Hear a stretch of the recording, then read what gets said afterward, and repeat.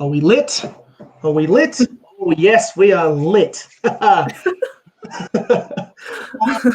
Welcome to this event. It's really lovely to have you here on Facebook or on YouTube, wherever you are watching this. And I am absolutely delighted to be here having a discussion with Jess Sanders. So, for anyone who is not familiar, Jess is a self-described social impact entrepreneur, which I love so much. So she's a social worker and an author of multiple books, including her most recent kids book, Be Your Own Man, which you can find linked in the description box. And she's also the founder of Reshape, a social enterprise with a primary goal of nurturing a positive body image in young people and celebrating them for their abilities, their brains, their personalities, everything. And I am delighted to have Jess here this afternoon. Welcome, Jess. Oh, thanks, Nick. Thanks for having me. It's an absolute pleasure to be here with you today. Yeah, now I'm really kind of loving the fact that I got to get to speak to you because, I've talked to a couple of people around not only, my book around my book, When Men Cry, but also around, the whole space of mental health. And I love the fact that, I'm speaking to someone who comes from this background of social work and working in this space. What do you love so much about social work, and how did the story of your first book, Love Your Body, but also Be Your Own Man, come together? Well, to answer your first question about social work, I think what attracted me to it originally was that it's so broad, and that it's, by nature being so broad, can be really holistic. So I think for me, I'm quite creative and I like to bring lots of different elements together into the work that I do. And social work allows you to do that. You can work in mental health and body image, and you could maybe integrate that into something like movement or yoga or walking, or you could, be someone's supporting someone in their home with practical things that they need in their lives. Or, I've worked going in to speak with young people in jail and spend time with them there and support them when they integrate into community. And for my love of diversity, I think that's what it has to offer. And it also allows you to just, with the books, bring all those things together and put it into something else. So that's what I love about social work. And how I came to write. So Love Your Body was my first book, and so it probably makes sense, I guess, to sort of say how I came to that. Preface, I actually never really wanted to write a book, or was super, I don't think I was a very talented writer growing up or anything like that. I actually was the arty kid that loved photography, and that was my kind of jam. And my sister was the writer, and my mum's also a writer. So it is in the family, but I didn't identify with it as much.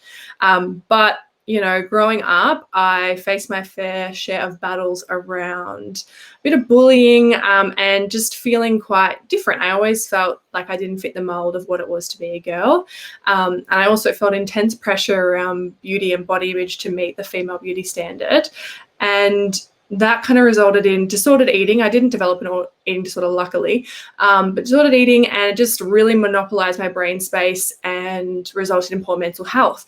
And I also observed, I think by nature I'm quite a curious person, so I sort of observe culture and I'm making all these connections about trends, and I'm watching all the females in my life really suffer under these same pressures. And I watched my best friend suffer with an eating disorder from 14 to this day.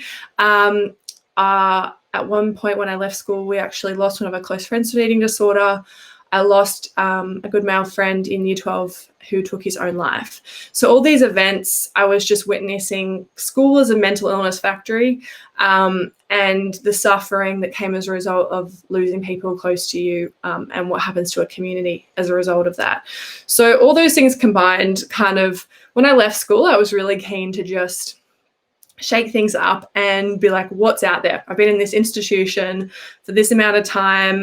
They're telling me one thing. I'm getting all these messages about culture and how to be and what to do. And, the career counselor's giving me a handful of options of what I can do as a job. And I don't know, I'm not buying it. So I kind of traveled for a long time, not a long time, but for 3 or 4 years on and off. So I was study, save up all my money, work 4 jobs, and then just get on a plane at the end of the school holidays, uni holidays, and I went to a lot of Asian countries, third world countries, and just really sharpened my perspective around privilege, but also cultural norms and like different ways of being. And I was like, oh, culture is just stories that we tell ourselves. And these stories that I've heard about what it means to be a woman or a girl and to be beautiful, they're not actually real. They're just these stories, and I can kind of liberate myself from that. So I began my process that I'm still doing of unlearning. So just unlearning all the things that I've been told were one way, but actually were not, and figuring out what felt right for me and sort of hunting the truth,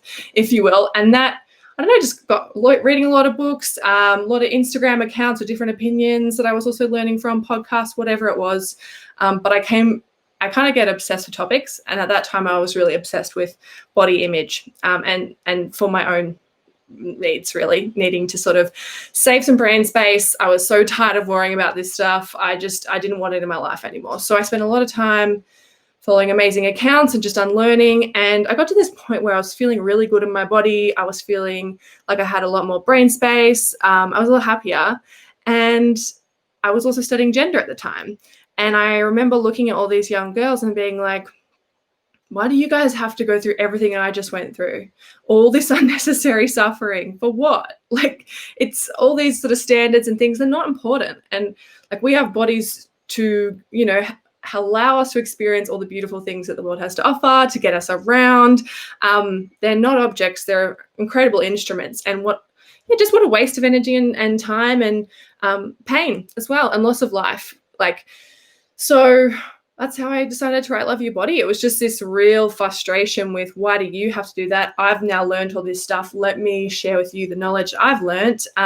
So I never, as I said, wanted to write a book. But when I went to my mum, I was like, I've got this idea. I think I need to write a book about it. Like, for children, it's the perfect opportunity and time to get in early before they start soaking up all the wrong messages. Let's tell them the right way first. And I was like, where do I begin? And she was like, oh, why don't you just write a book like you would talk to a young girl, like the exact language that you would use if they were there in the room with you. And so I just visualized a young girl, diverse young girls as well, to try and make sure I was understanding everyone's perspective, and spoke in my own words. So that's kind of how the book came to be. And then Be Your Own Man was kind of that follow-up, because obviously I targeted it at girls and those who identify as a girl. And that was because I knew how gender was so intrinsically linked to body image, and that if I separated the two, I would almost not be able to get to the core of the issue for me. So with Be Your Own Man, I kind of took that same gendered lens. I'm like, what is it that is holding boys back from achieving their full potential? What are they struggling with? And it was very clearly a narrow definition of what it means to be a man that hasn't up until very recently been examined at all. And so we've done all this great work with women saying, you can to embrace the masculine in yourself.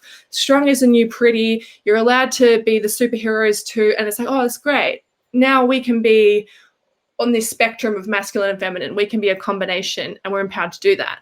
But there's been nothing like that for boys to embrace the softer, more feminine parts of themselves. And if we're honest with ourselves, those soft parts like empathy, compassion, kindness, they're the best traits in terms of they won't make us human. Like, they're what we value above all else. I was just thinking today, it's a bit morbid, but about funerals, and when we talk about people and what we loved about them, it's always about, not that they were a stoic, strong provider, but like that they were kind, that they listened to me or made me feel important. Like, all these qualities that are essential to resilience and good mental health, and to connection, which of course leads to good mental health, are the softer qualities. So I wanted to encourage boys to embrace those and give them positive coping mechanisms for their mental health, and also, not afraid to ask for help, and show them that there are so many ways to be a boy, and just like really clearly counter that message. So it's in non-fiction format.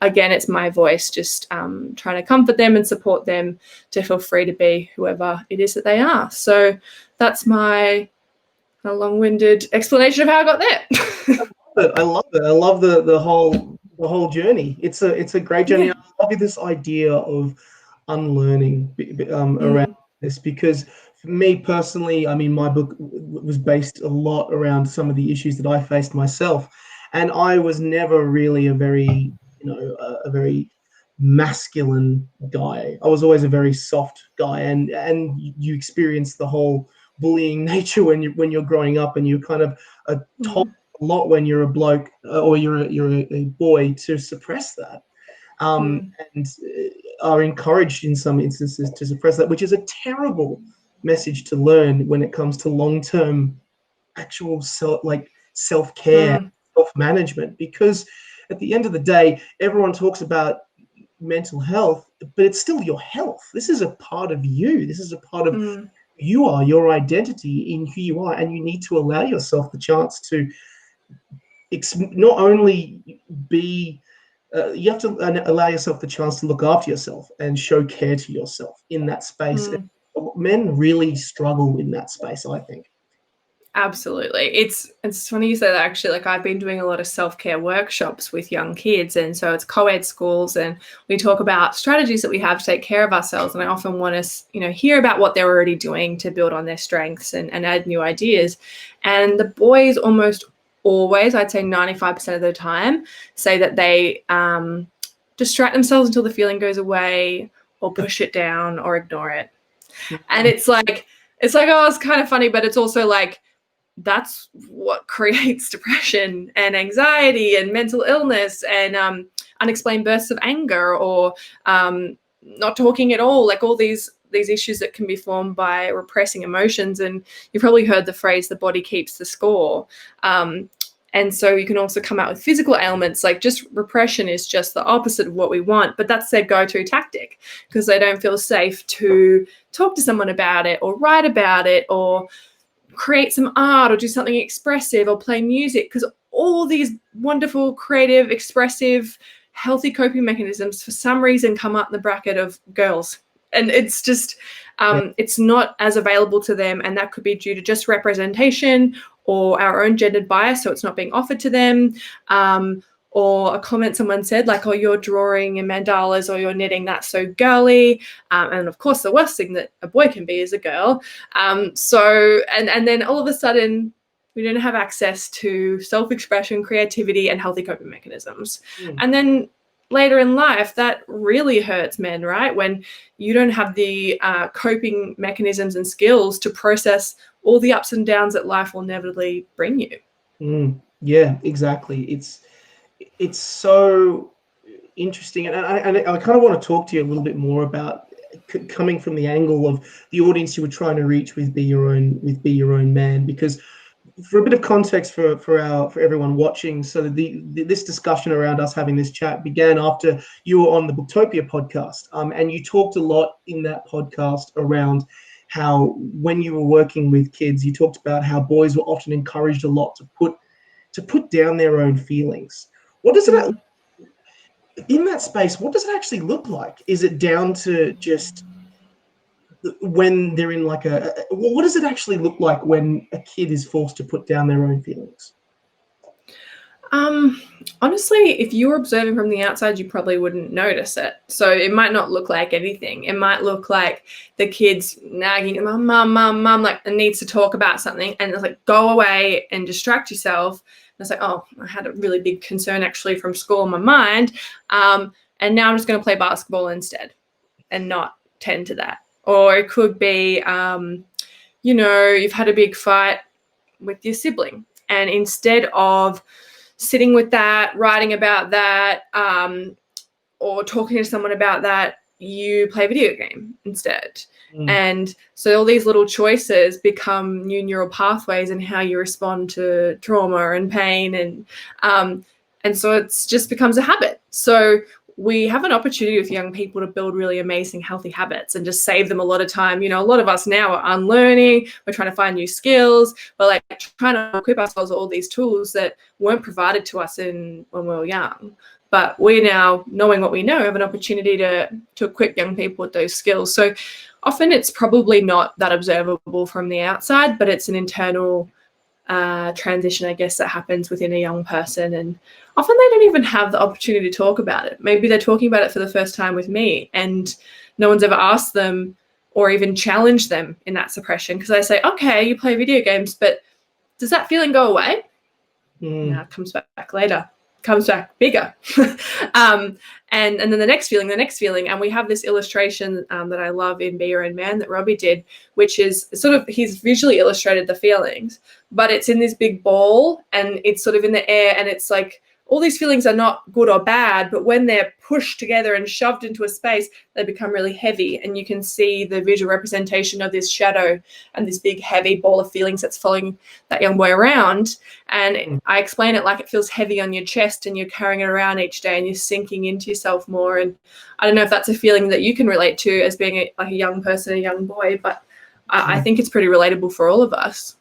Yeah, absolutely. So it's just this feeling of bottling is the feeling, like you feel like you're a volcano and something's about to at any, that one particular thing, that one particular comment, that where all of these problems that you've been forced to not deal with in a healthy way suddenly bubble to the surface and lead to something that suddenly people will be like, well, even then it will be like, oh, you're overreacting, but this is not an issue of someone being weak or anything, or it's more that someone has bottled this up and been strong for so long that they can't deal with it because they're not looking. Yes, absolutely. And what's interesting there as well is, even I use this too, but our language around strength. So the idea that bottling is you being strong, because men are told like be emotionally strong, and our cultural perspective of emotional strength is not showing emotions, where I've been trying to be doing more like vulnerability recently. I've been reading my Brene Brown. I've been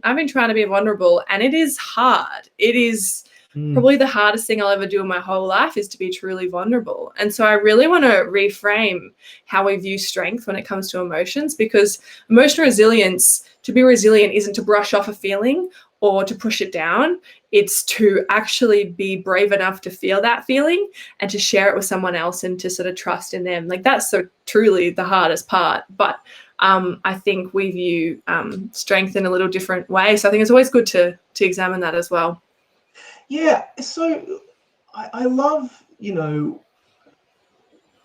from your experience, kind of from this space, and I mean, and you kind of talk again, like I love the how you describe all these feelings within mental, like within Be Your Own Man.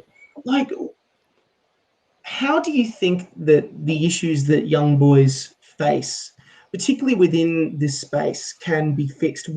How can we, because often, you mentioned that often when kids are talking to you, this is the first time that they might be interacting with this. So in a way as well, this is the first time they are aware of these coping mechanisms themselves.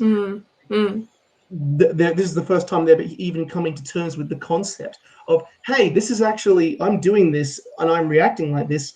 Why is this? Yeah. Self-awareness, something a lot of us don't have. Is this sort of that like critical awareness of our own feelings, right? Yeah, exactly. Does it come down to self-awareness, actually, is a good question? Because I mean, I know, for example, I've had moments where when you are depressed, you just are feeling like everything is snowballing, and you are this moment where you can feel that the downward turn is coming.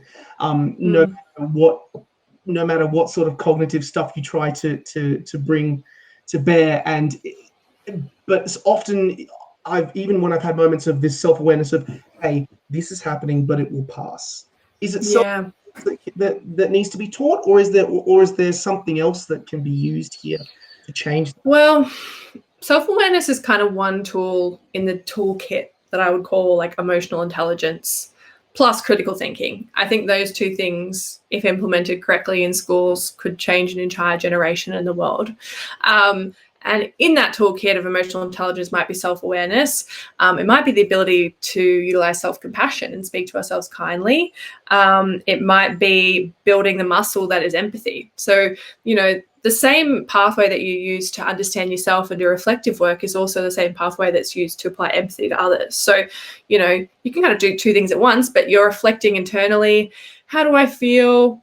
Where is that coming up in my body? Why might I be feeling that way?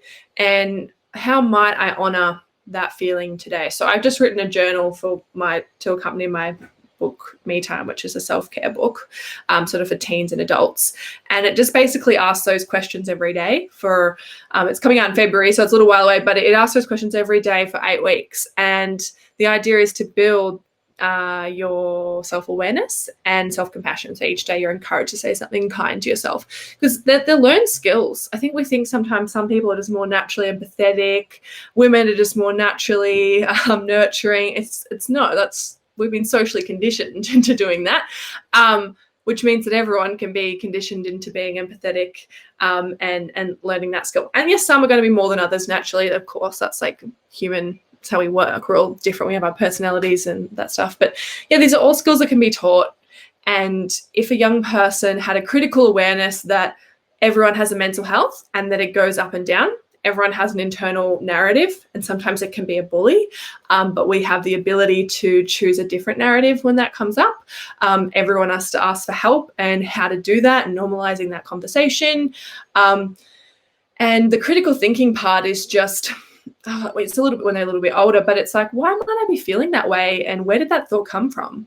And do other people feel that way? And like, is that serving me? Like, just some basic critical awareness. And it was funny, I gave this journal as a sample to some friends that I know are doing the work emotionally, and they still were like, how do I honor a feeling?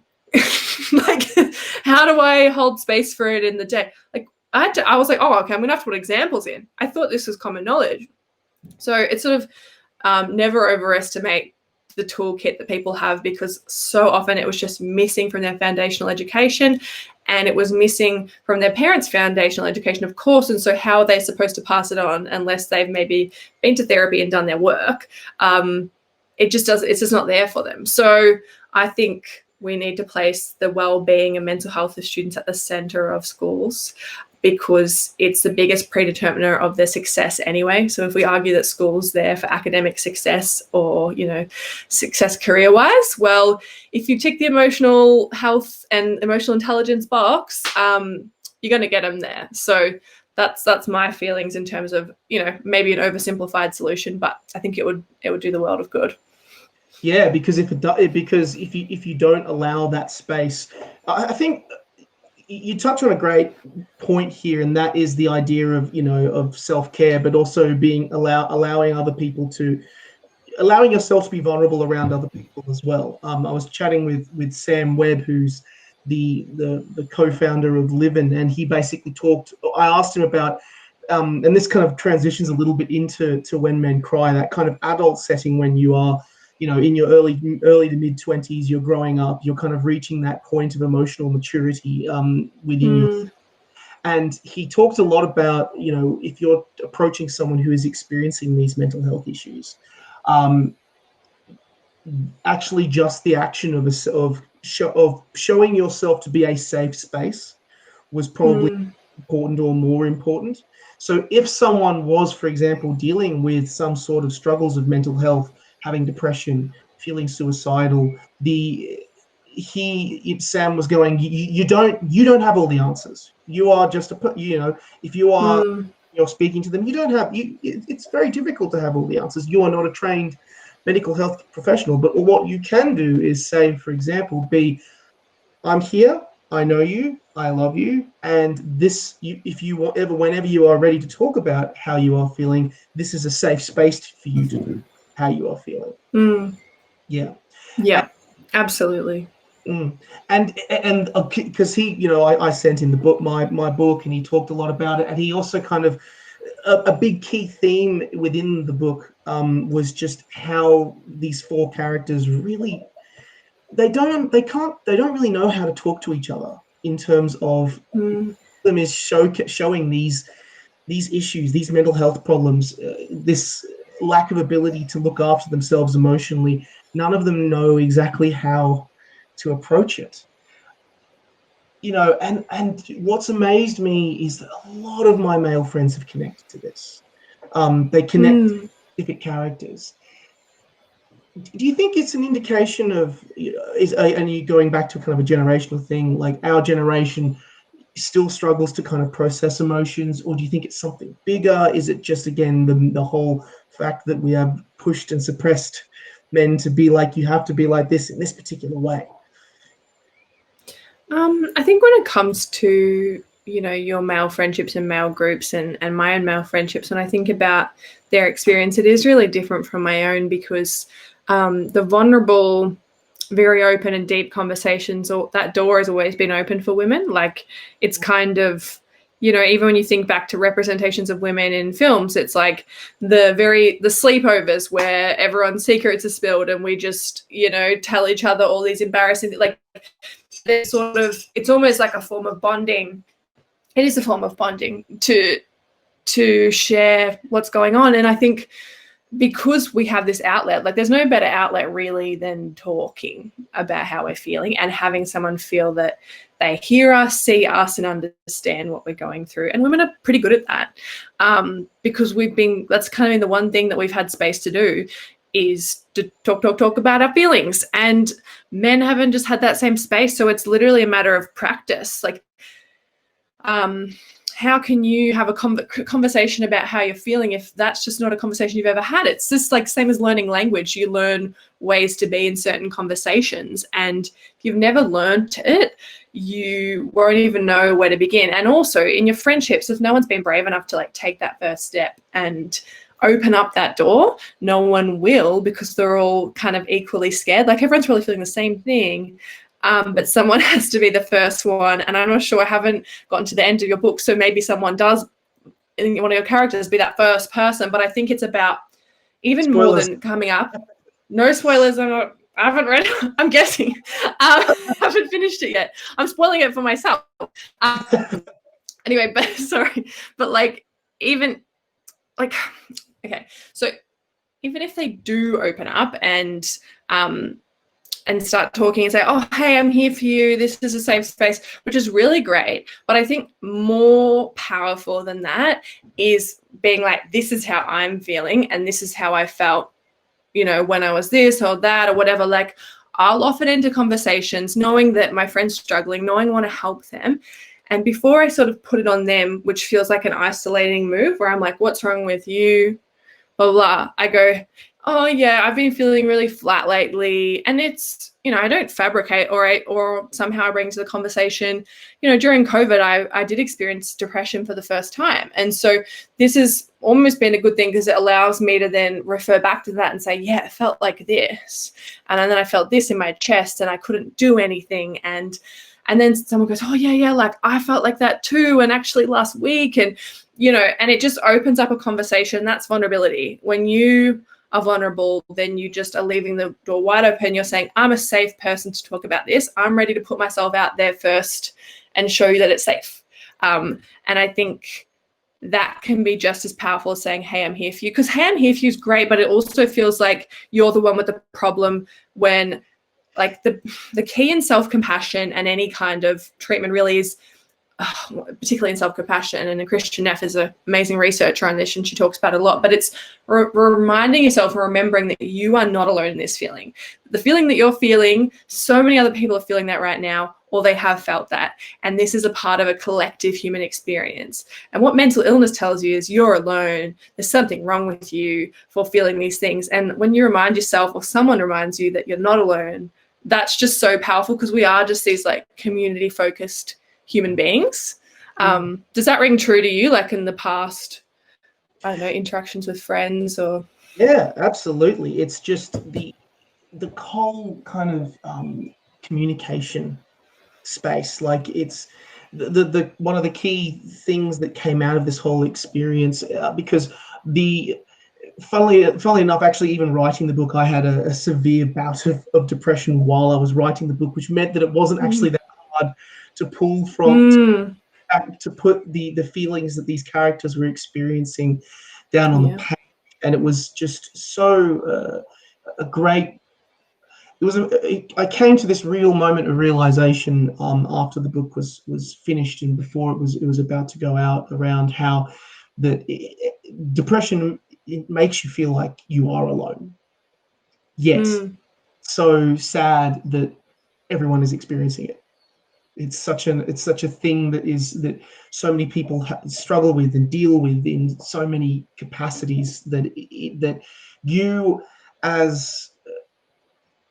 feel like your experience is unique, or you feel like your experience is isolated to you, but there's so much great from just the simple fact of opening up and talking or being honest with yourself, or through kind of what you were talking about earlier, like critical thinking, how much you come to realize that there are so many great ways out there for you to go, hey, this is okay. This is a part of, I can look after myself. There's ways I can manage it. There's ways I can find this. Like, I don't have to bottle this up anymore.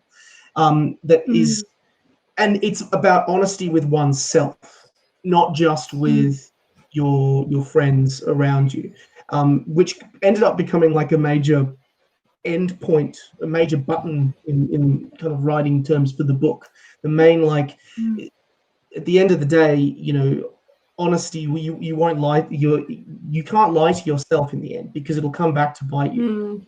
Just the whole mentality of sweeping it under the carpet will come back to bite you. And only when you are honest with yourself, do you really become who you really are.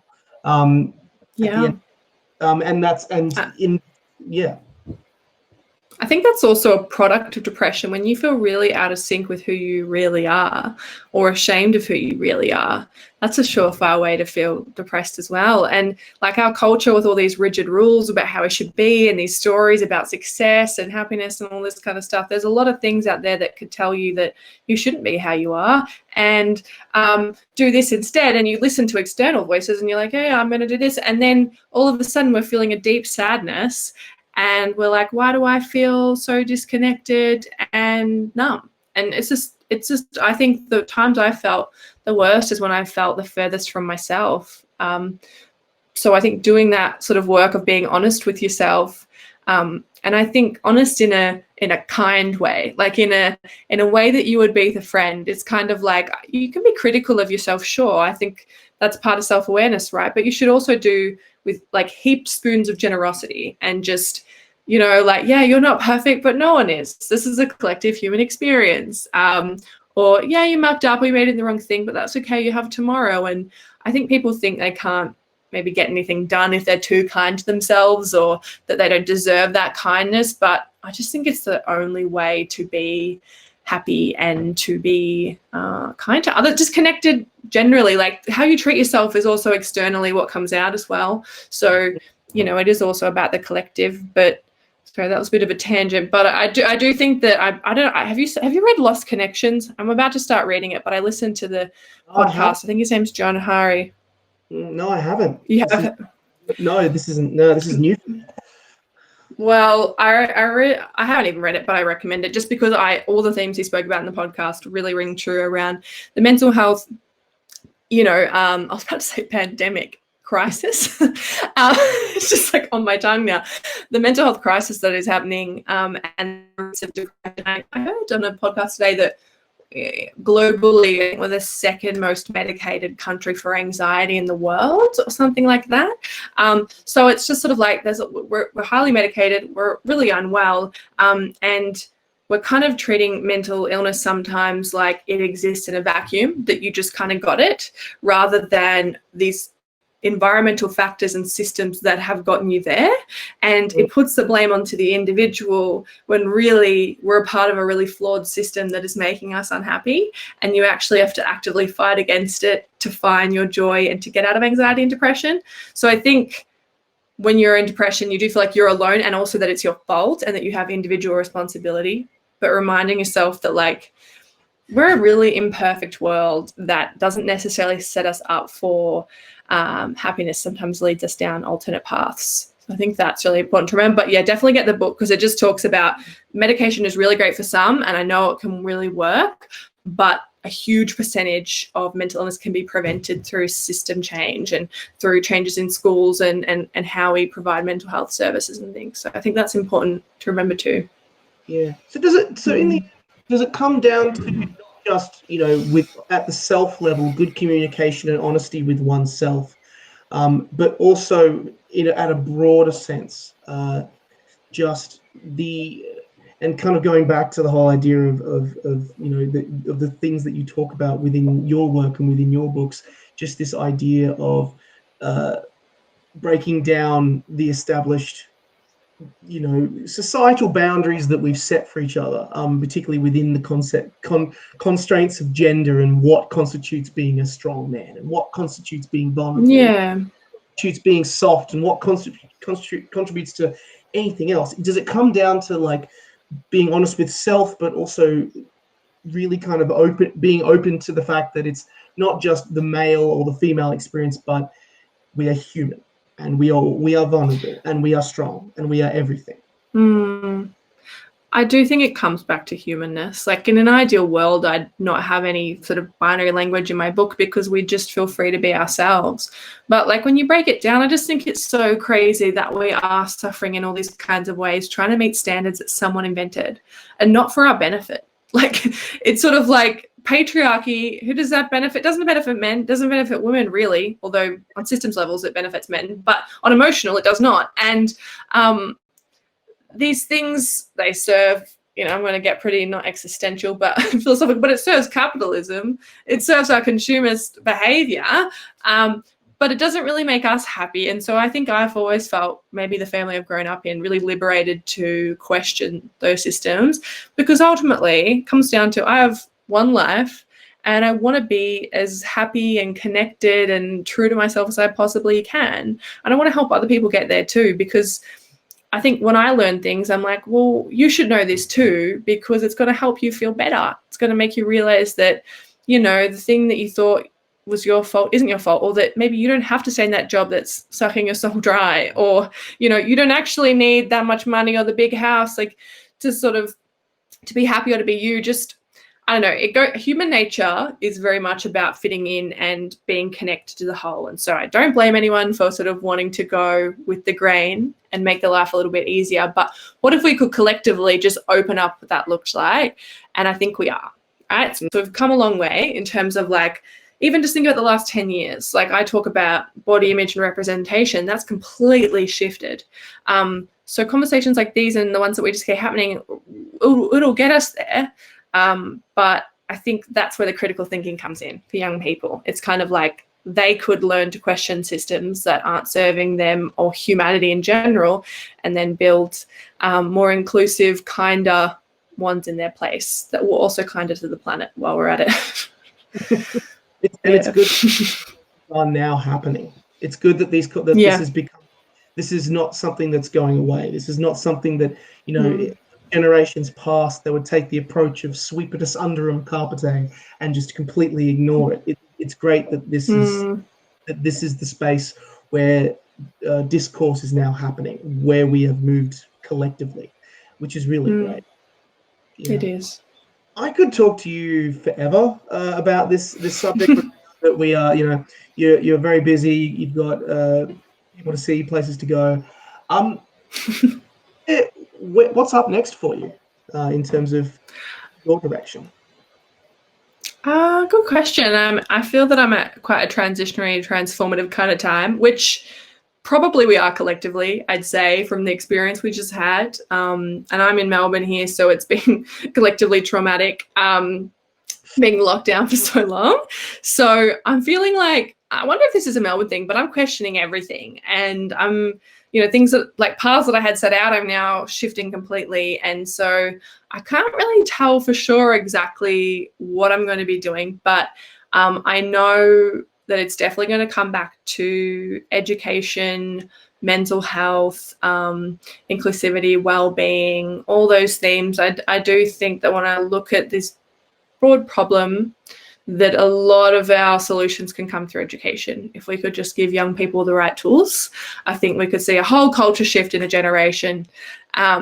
So that's where I'll be spending my energy. And of course, I'll be working on more books, I'm sure, come the new year. But right now I'm going to have my holiday, and then I'm going to think about it next year.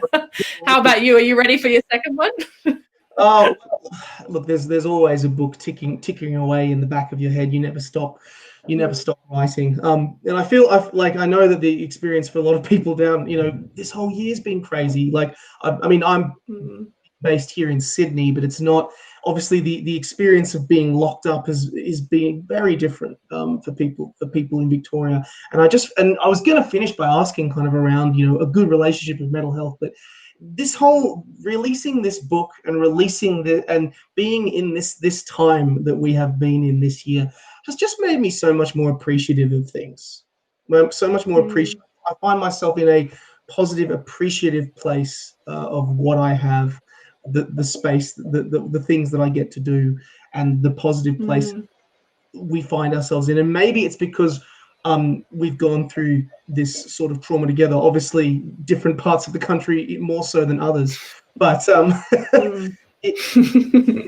me personally, I mean, I know that we're in a good space to build off, and this is the space that I personally want to be in. The writing space, this space of writing, but also just being a force of something good, of something that is beneficial for others. And that is, I think, the place to be in, and a good place, a good thing to learn from all of this entire situation.